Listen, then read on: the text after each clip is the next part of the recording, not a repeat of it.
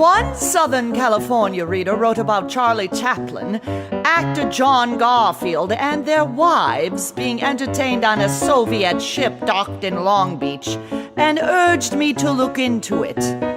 I did. Charlie Chaplin. Huh. The man who came to dinner and stayed for 40 years. Charlie Chaplin. Yes. He used American know-how to bring us laughter and tears. He made millions and millions of American dollars and continues to wow American film scholars, but he never became an American citizen. No, he never even had a Yankee Doodle yen. I bow to his talent, which borders on genius, but I have never liked this despicable British cuss. Morality charges have dogged him since the 20s. There were dozens of minors with beauty aplenty. Charlie Chaplin. The man who came to dinner and stayed for 40 years. Charlie Chaplin, yes. He used American know-how to bring us laughter and tears. Many of these damsels he gave screen tests, which have never seen the light of day. He was infatuated, by their young American breasts. They were smitten with his Little Tramp ballet. And his progressive and communist affiliation? Any red-blooded American would feel humiliation. But someone of his station in our nation? Call immigration. Jewish? He denies it. Jews should be proud of their heritage. Christ was a Jew. Oh, there's more. And with his millions and millions of dollars, he never thought to make a contribution to the charitable institution of the Motion Picture Relief Fund Home. Charlie Chaplin. The man who came to dinner and stayed for 40 years. Charlie Chaplin, yes.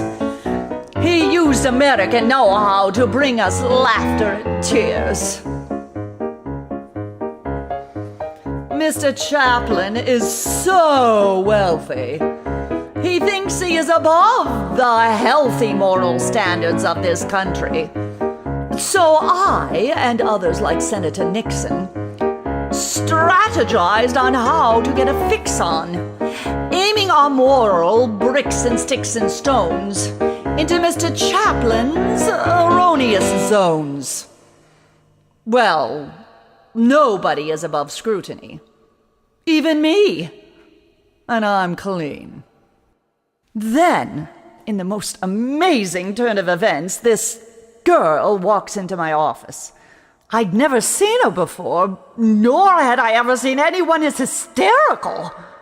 From her wild eyes, I knew she was on the borderline of something desperate. Well, as it turns out, the girl was 24-year-old Joan Barry.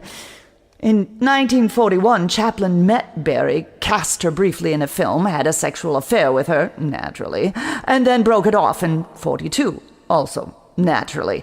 Barry, who did have a slight history of mental illness, continued to pursue him, and in May of 43 sought to confront Chaplin with her pregnancy, claiming he was the father. But Chaplin refused to meet with her, naturally. I became outraged and, together with my fellow celebrity writer Flora Belmure, encouraged the paternity lawsuit against Chaplin, then publicized Barry's side of the story and supported her throughout the first trial and a retrial. Bingo! Charlie Chaplin, my goodness.